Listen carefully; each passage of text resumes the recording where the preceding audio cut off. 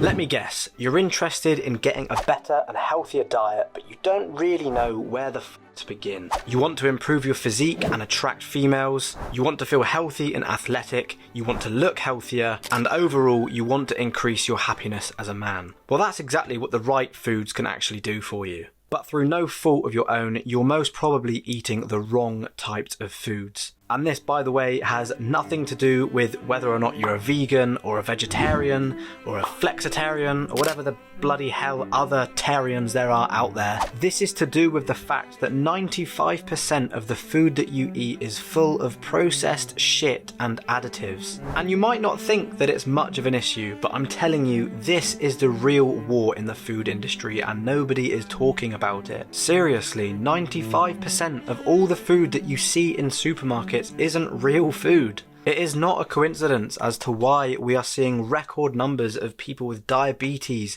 weight problems, digestive problems, and all sorts of other awful, horrible diseases and illnesses. This is a serious issue that's causing men to feel weaker, more feminine, less confident, and less masculine. Now, you've probably been brought up to believe that the healthiest types of food is the most expensive type of food, and honestly, that is all bullshit, man. Believing this horse crap meant that I spent the best part of 23 years on this planet eating absolute trash because I believed the adverts seen on TV and the adverts that I see when scrolling through my shitty social media apps on my phone, and I ate an ungodly amount of cereal every single morning without fail. I consumed sandwiches on the daily with processed meats and fake grains and flour. I ate frozen foods with so much additives and preservatives it's an absolute joke. And I snacked on biscuits and chocolates and crisps and all the kind of stuff that our body, but more importantly, our gut despises. And here's the thing, right? It wasn't until I actually stopped eating all of this utter shite that I realised how much of a disservice that it was doing to me and how shit it was making me feel. Because within literally just 1 week of eating the right foods, my mind felt clearer and my gut felt so fresh I can't even tell you. To be honest, I wish I started when I was a lot younger, but I'm not gonna lie, I didn't really give a shit back then, and I just used to have this mindset that surely if it's that bad, it wouldn't be available to buy in the supermarket. But nah mate, honestly, trust me, like most of the food that you can buy in supermarkets isn't real food. If you don't believe me, literally go to your kitchen right now and go and look at the ingredients on the back of a loaf of bread that you've bought from the supermarket, and you will see a shitload of random things they've added to the bread to keep it fresh and enhance flavour. Real food that is actually good for you, by the way, should have about 3 ingredients, not fucking 20 like any of the shitty branded loaves of bread have.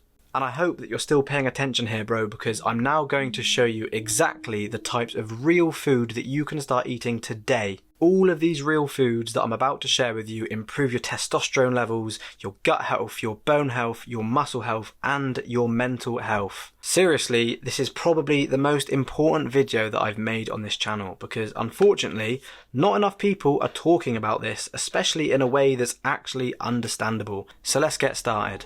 Here is a list of real foods that you can and should be eating. So we've got red meat, fish, chicken, nuts and seeds, fruit, vegetables, eggs, dairy, lentils or beans, or lentils and beans, and whole grains. Now notice how everything on that list comes naturally from the earth. It grows on trees, it grows from underneath the ground, or obviously if you're eating meat, it comes from some kind of living animal.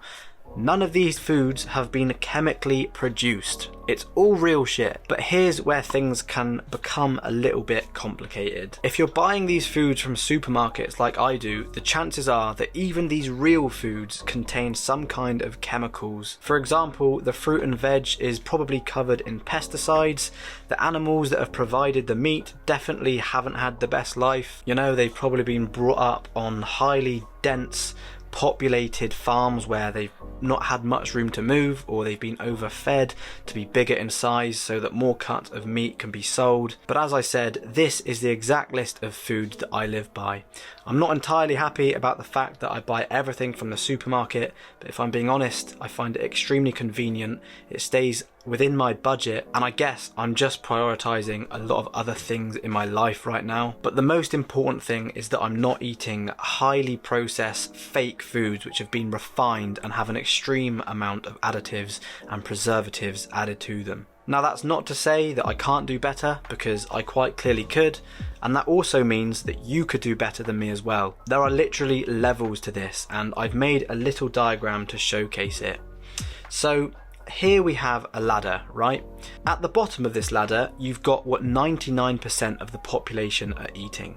This is pretty much just the fake bullshit food that is not providing people with any nutritional benefit and is giving people so many health problems, it is unreal. Then in the step above that, which in my opinion immediately puts you into the top 1% of healthy eaters, is the list of foods that I've currently just taken you through, and this is the step actually that I'm currently on. And as I mentioned, I get my food from the supermarket. The step above that, once again, it's the same list of food that I've just provided for you, and it's still bought from a supermarket, but this time it's actually organic food, and of course this is going to increase the price of the food slightly. The step above that, so almost at the top, is once again the same food list, but this time you're not shopping at supermarkets, you're actually buying your food from local trustworthy sellers. So maybe you go to the local butcher, or you go to the greengrocer or the bakery. And then the ultimate step, which is right at the top, is the same food list once again, but you don't buy anything. Instead, you actually grow everything in your own little private farm. But of course, for most people, this isn't within reach, especially in, the modern day kind of way of living. So there we have it, bro. Some other little things that I would like to mention are, as I'm currently on a bit of a bulk, I drink Huel shakes and protein shakes out of convenience to help me get some extra calories in and some extra protein in. But if this is something that you're interested in doing as well, I'd suggest going with unflavoured ones, because a lot of them come with added sweetener, and chemicals like sucralose are absolutely terrible for you. Literally just don't consume that shit if you can help it. But ideally, just in general, you don't want to be drinking shakes like this. You want to be eating as much real food as possible. I mostly eat frozen fruit and veg, mainly because it's just a lot easier for me to prepare my food as quickly as possible. And yeah, I do the same thing with chicken as well. The chicken I buy is frozen. I don't really eat generic meals with names, if that makes sense. I just kind of mix and match foods from that list that I showed you to ensure that I get my macros in, and then that would be classed as a meal. So for example, one of my meals could be brown rice, steak, and Brazil nuts. Yeah, I know it might sound weird to some people, but to be honest, I don't really give a shit, because I get more satisfaction out of knowing that I'm eating something hearty and nutritious than putting all of my attention on flavour. And I feel like not enough motherfuckers are doing this, Do you think cavemen back in the day didn't eat a huge steak because it didn't come with mushrooms and peppercorn sauce?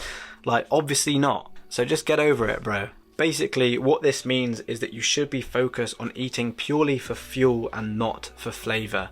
That doesn't mean that I don't like the food that I eat, but it just means that it's not always extremely delicious. Having said that, every now and then I will go out for some food with my friends or my family, and I will indulge on something that tastes absolutely insane. And trust me, this will be the tastiest meal you will ever eat if you do this, and it makes everything worth it. Believe you can, and you're more than halfway there. Fuck off.